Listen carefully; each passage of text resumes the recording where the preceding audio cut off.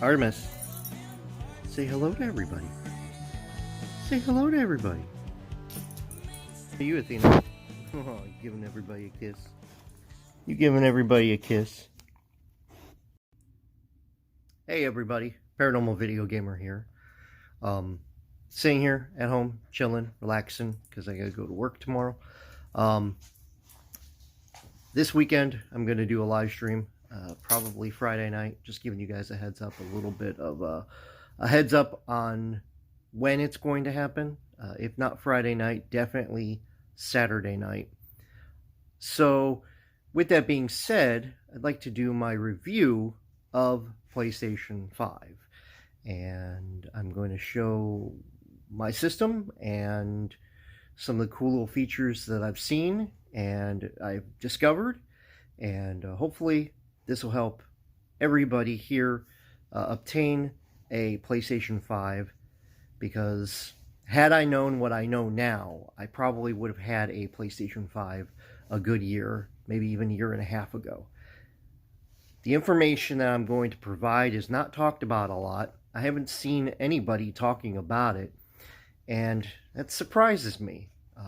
If someone did talk about it, I looked it up on YouTube. I couldn't find any video that references this. And any video that I did find that referenced it, only referenced it for maybe about 5 seconds, and then didn't do anything afterwards. All they were talking about is the games. So let's get this started. So I have the PlayStation 4 version of Horizon Forbidden West. All right.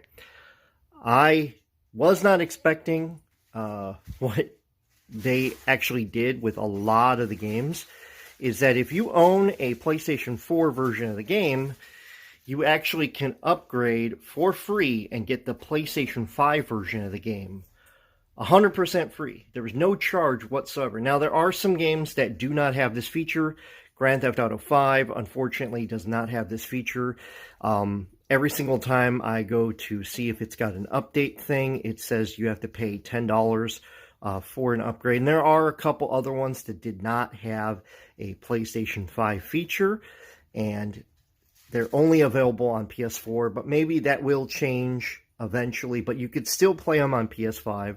It's just, it's the PS4 version of the game. There's no graphical update or anything like that. So that's one thing that when you have a PS5, something you have to understand. As of right now, certain games are PS5 compatible, and they give you a free copy of the game. And then other ones are just still PlayStation 4, and you don't get anything other than the PS4 version of the game. So I'm going to go into my main menu here, and I'm going to show you some stuff that I discovered. So far I've got 22 games installed on the system. Some of them are really high, in like Horizon's like almost 70 gigs. Madden's like 40 or 52, something like that. Jumanji, I bought that because, I'm sorry, I'm a huge Jumanji fan. I thought it'd be kind of cool. And then Skyrim, and then I just got these today. SpongeBob, Slay the Spire, and Hunter, I think that's what it was called. Hood, I'm sorry. Hood right here. I got them on PlayStation Plus. Today are the free games for this month, so I'm kind of happy about that. Then I got some Pac-Man on here, and then Timmerman Versus, and then another game that I'm starting to really love is Train Simulator World 2.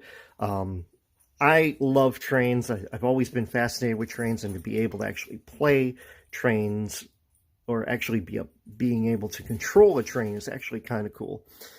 Share Factory takes about 20 gigs of data to be able to use to edit videos. And anytime you have a PS4 game, it's still going to show you that it's in the drive, but you can upgrade to PS5. And I have Injustice 2 that I put on there. I did have Mortal Kombat on here for about a week or so, and I took it off just because it was close to 100 gigs, and I want to free up some memory to be able to put some other stuff on here. But so far, this is what I have installed, and I'm going to show you guys a little bit of a trick So if you want your games to run smoothly, I learned that if you go into save data and game app settings, you go down here to let's see here, game presets.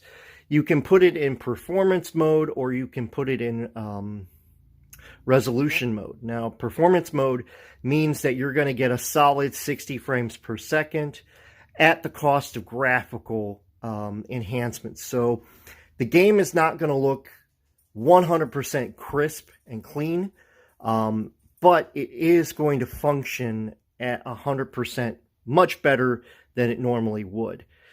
Then there's resolution mode, where you sacrifice the performance, where you may get 30 frames a second, but it's going to look absolutely fantastic and stunning, and all the lighting effects are going to be like 100% what you want.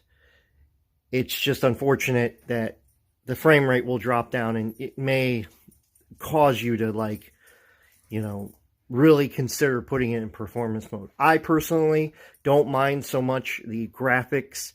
I would rather play a game and have a very solid experience over the graphics portion, but that's just me. That's why I put it in performance mode, to prevent that. And I always put the difficulty when I first play a game, especially a PlayStation 5 game. I wanted to make sure that I started it off easy, because I don't know how the control's going to be. I don't want to get killed if it's, you know, a first-person shooter or something like that.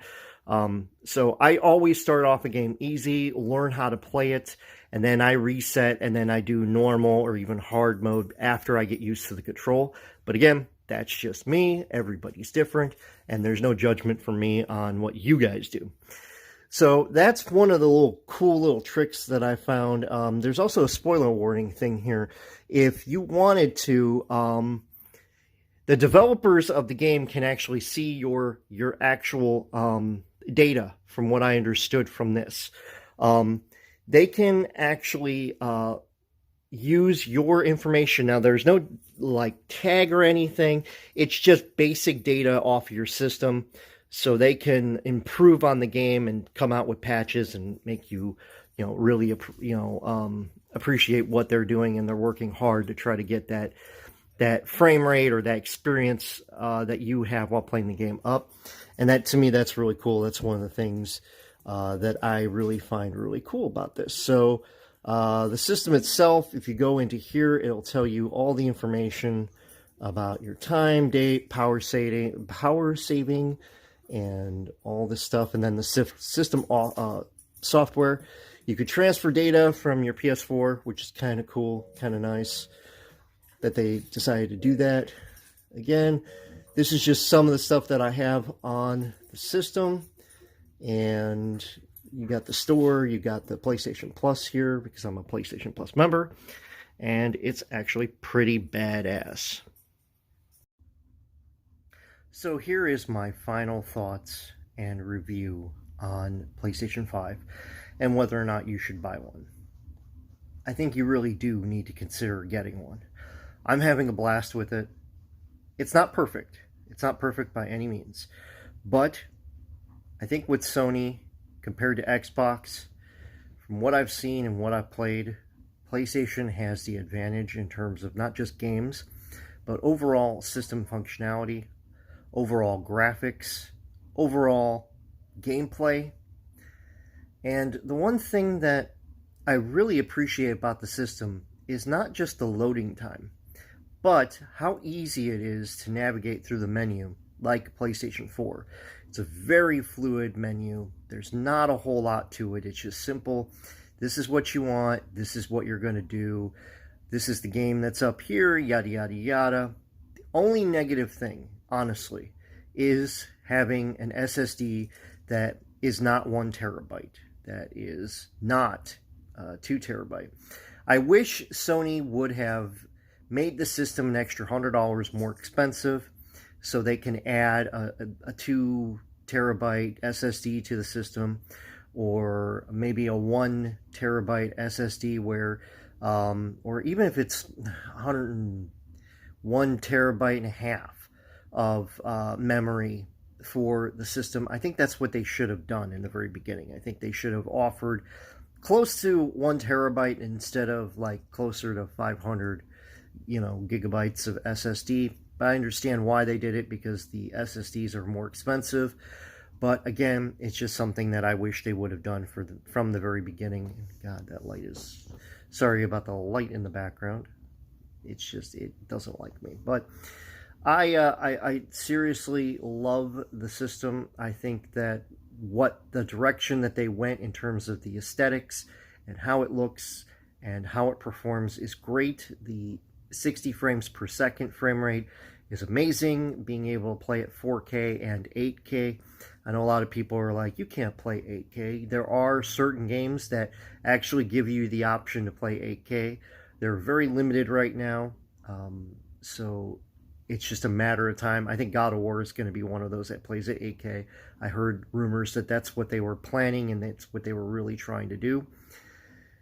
So if you're going to have a PS5, do yourself a favor, buy an extended, because they actually have a adapter on the bottom of the system where you can add an additional SSD to the system. I'm going to do that. I'm probably going to look for a 4 terabyte one, because I've got a lot of PS4 games and I've got a lot of PS5 games. Some of the PS5 games I have were free from PlayStation Network, so that's something that's an incentive for me to go buy one, because then I don't have to worry about memory. Even in buying an additional hard drive device might be something you may want to consider. I might actually get a 5 terabyte one just to be able to have it hooked up to the system. So they may not load as quickly with PlayStation 4 games, but I'll be able to actually play certain games very quickly and be able to jump right in. And that's something that I really, really appreciate. So my score, honest opinion, is PlayStation 5 right now as it stands today. Here in April of 2022, is PlayStation gets 9.5 out of 10 stars. It's that good of a system, and I could see why a lot of people want the disc version, because the digital version I played, I got an opportunity to play it, and I don't think it performs as good as the disc version. And also the benefit of the disc version is you can play all your old games with it, and I really appreciate that. So again, 9.5 out of 10. When Sony improves the memory and some of the games that upgrade to PS5, then I'm thinking that it's probably going to be a 10 out of 10. But solid system, solid control. I've not experienced any malfunctions with the controllers, nothing where it's drifting or anything like that. So I'm having fun with it. I think you need to get one, but that's just my opinion, and hopefully you guys appreciate that. So that's my review of the PlayStation Plus, or PlayStation 5 Plus. God, sometimes, man, even I mess up. But I'm not recording this video again, so you're out of luck. But again, it's a great system. It's fun. It loads up quick, and it's definitely worth the money if you have the money to spend and spare. So go get it if you can. If you can't, completely understand. But again, look at my video in the very beginning to try to get a system. It's possible. You could do it. I believe in you. And you can beat the scalpers if you're smart and you use your brain and you say, okay, this is how I want.